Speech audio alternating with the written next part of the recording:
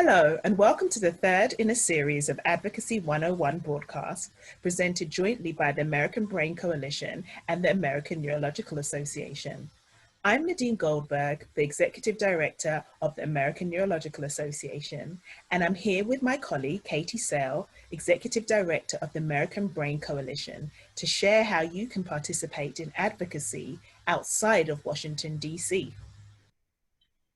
Advocacy you can do from your own community is every bit as important as traveling to Washington, D.C.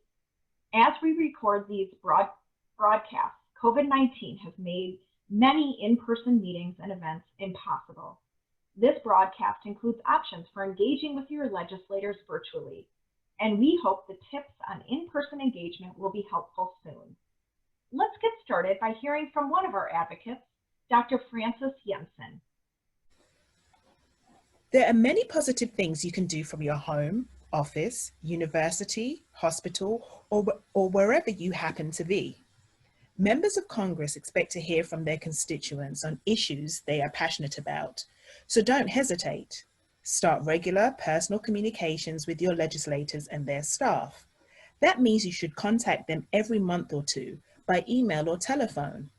Do not rely on snail mail. It takes about 2 weeks to arrive in DC because of testing for dangerous enclosures. Fortunately, technology has provided us with a number of quicker and more efficient communication channels. When you're in regular touch with your elected officials, you may not always need something from them, but you can serve as a resource. Sometimes your messages will ask for something specific, for your representative to vote a certain way or co-sponsor a bill. But other times you should pass along information, ideas, and stories that you think will be helpful. And you don't always have to take the first step. Our organizations are following what's happening in Washington and keeping our members informed. When you receive an action alert from the American Brain Coalition or other organizations, please act promptly by sending emails as the alert requests. It always helps to personalize those letters with specifics relating to your experience and expertise. Okay, now to the what, why, and how. What? Develop a good relationship with an elected official. Become an asset to this official. Provide good, clear information. Assist in understanding the context and create opportunities for positive encounters. Why?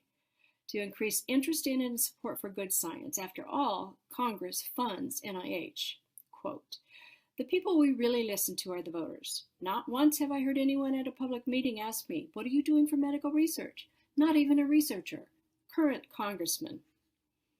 How? Connect. Research legislator, philosophy committees, voting record.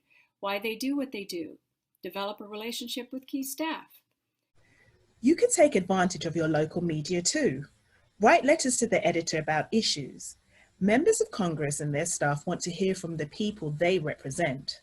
They always read the letters in their hometown newspapers, and that includes the online editions.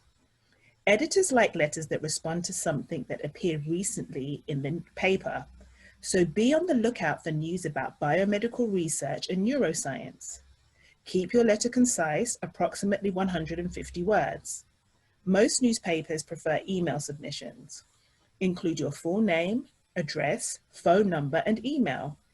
Keep in mind your letter does not have to be a complaint, quite the contrary.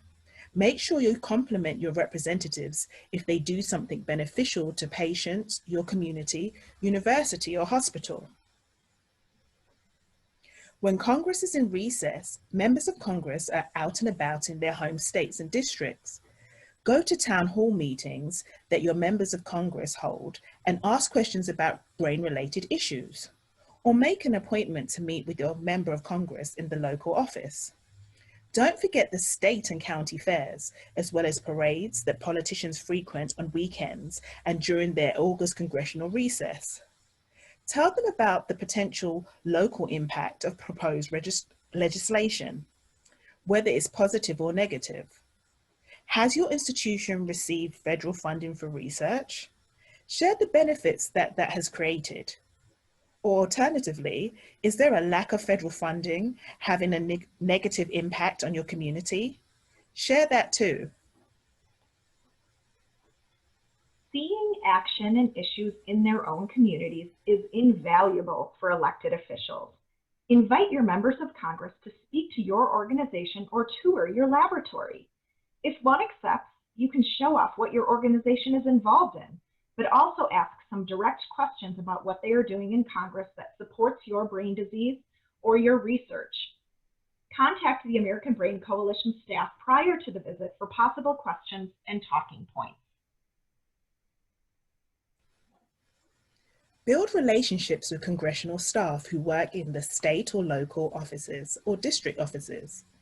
They represent the member of Congress at local meetings and events, even when legislators are in Washington. They also serve as caseworkers to help constituents with federal programs and benefits. Invite them to regular meetings and events on your calendar and let them know how you can help them serve the community.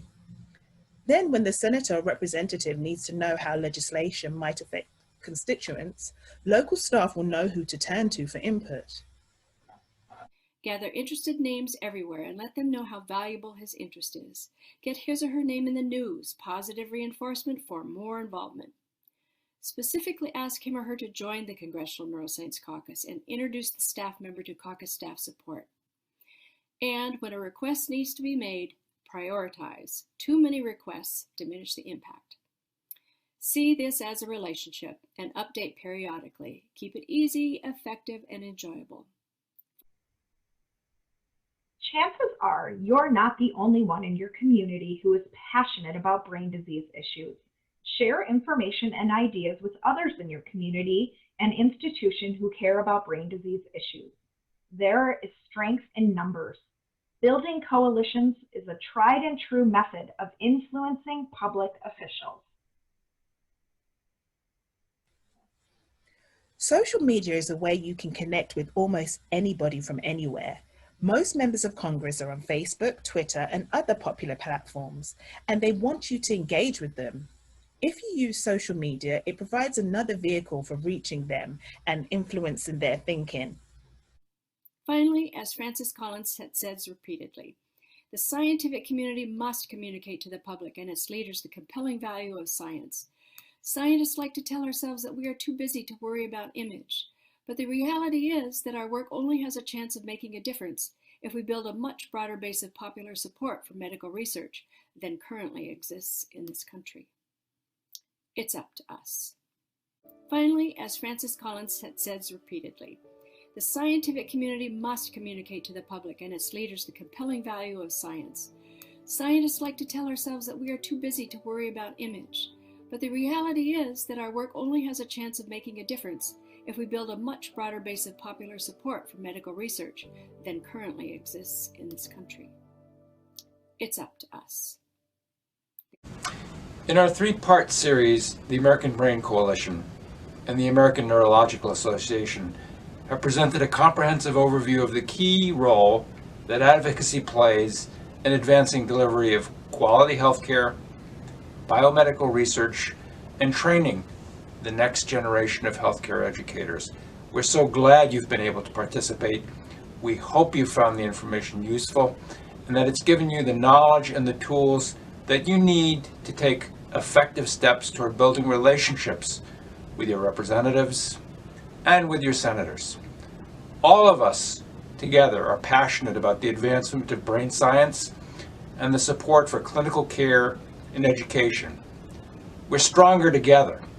The louder and clearer our collective voice is on Capitol Hill, the more successful we'll be in furthering our efforts together. So please share these broadcasts with your own colleagues and with your social networks. We at the ANA and the ABC are available to answer your questions, to help you with your advocacy, to find new opportunities, and to make suggestions. And at the same time, we want to learn from you. So please reach out to us. Tell us about your experiences, what worked for you, what didn't. I think will be very helpful to us all. Most of all, we hope you're inspired to make a commitment to advocacy. The First Amendment tells us that it's your right to petition your government for a redress of grievances. So let's do this and move forward together. Thank you and look forward to seeing you again. Thank you to all of our speakers. and especially to you for listening. Please visit the ABC's website for more information or contact Nadine and myself at any time. Thank you.